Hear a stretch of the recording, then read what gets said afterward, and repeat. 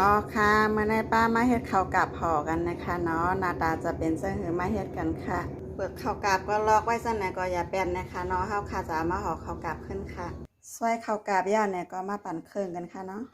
มาใส่เครื่องปั่นกันค่ะก่อนยกไล่ไว้นะคะเนาะนี่ค่ะปั่นย่านะคะเนาะมาเอาเกลือหวานใส่ค่ะใส่น้ำให้นิดนึงนะคะเนาะแล้วก็มานอกเครื่องเข้ากันค่ะนี่ค่ะ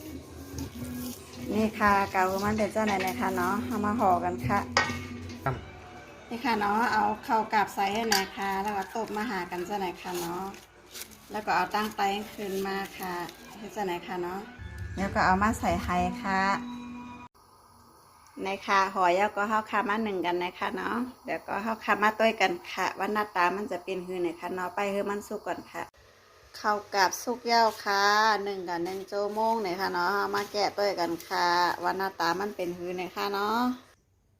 นี่ค่ะ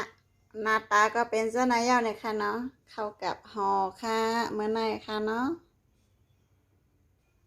ใครกินนะก็กินคือมันเซ็งๆเนี่ยค่ะเนาะเมื่อไหร่นำนะคะ